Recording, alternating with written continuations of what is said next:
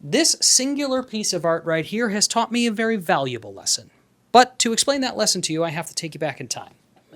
Roughly about 2 months.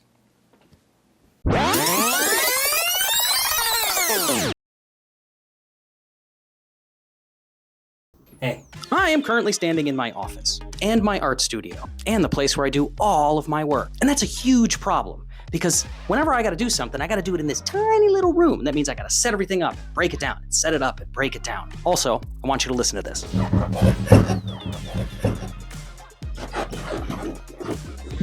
That sucks.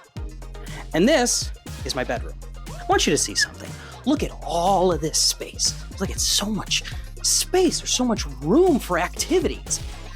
So let's change them.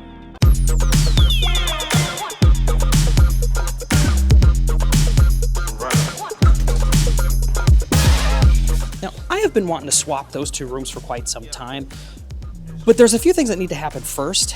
One of those, and probably most important, is the color on that wall needs to change. It's so ugly. So I'm gonna go get some paint first.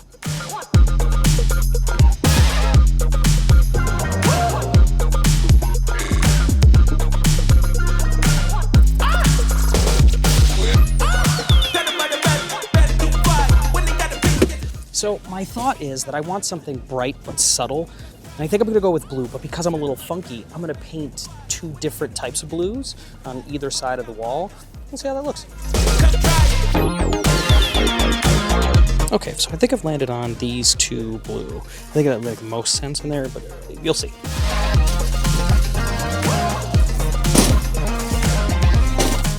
Okay, so here's a good rule of thumb. If you're ever gonna paint a mural on a wall and you're painting the wall first, get a flat, because it adds this like matte texture to it, catches the paint really well. Just keep that in mind.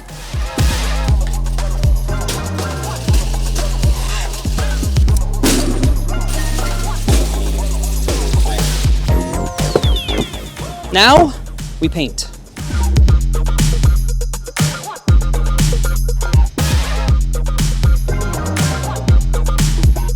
Freeze frame! Now that the painting is all done, let's go over the plan for this room.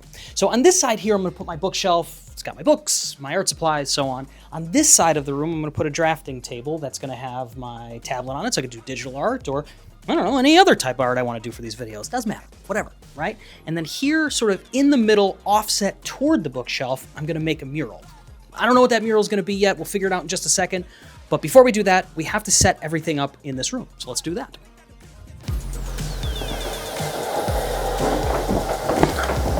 Pushing this was probably a bad choice. I should have pulled it. You know, I don't really think ahead. I'm not really that kind of guy. Also, little side note, I went on Amazon and I bought these little furniture sliders here. Just, if you are moving stuff around on your carpet, furniture-wise, and you don't have these, you should absolutely get them. Not that you don't already know that, but 10 out of 10 would recommend. You see? I mean, it's simply a breeze. Perfect! Okay, now that we're finished with that, let me share an idea I'm having for this mural. I have forever been a fan of Banksy's Girl with Balloon. Now, as far back as I can remember, I have been looking for an excuse to recreate Banksy's Girl with Balloon for quite some time, and I think I found one. I love the minimalism of it, and it sort of goes well with the idea that I have where I want the backdrop of my videos to be cool but not overwhelming. You know what I mean? I want it to say something but not get in the way. But the idea here is not to recreate something somebody's already done, more so take the idea and run with it. Now, I've been kind of workshopping ideas, and I think I've landed on a girl with a paintbrush painting a streak on a wall. Yeah, it'll make sense in a second. I know that's not very descriptive, and it might not make sense, but give it a moment and I'll go through it.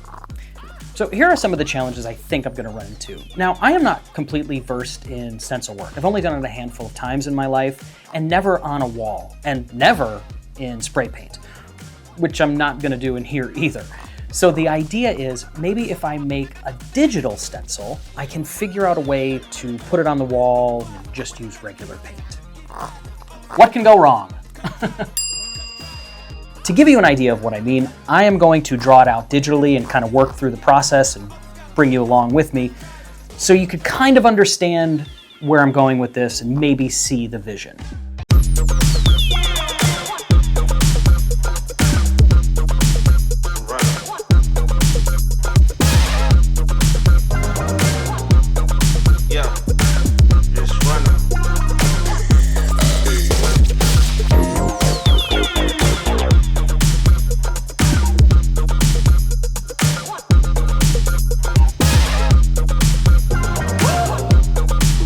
Okay, now that we're done with that, hope that makes sense.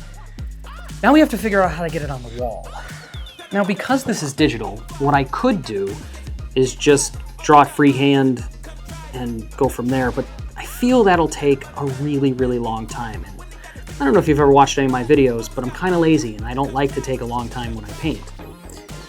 So how do we do that? I think the plan would be to project it on the... Oh, wait, oh! Hang on.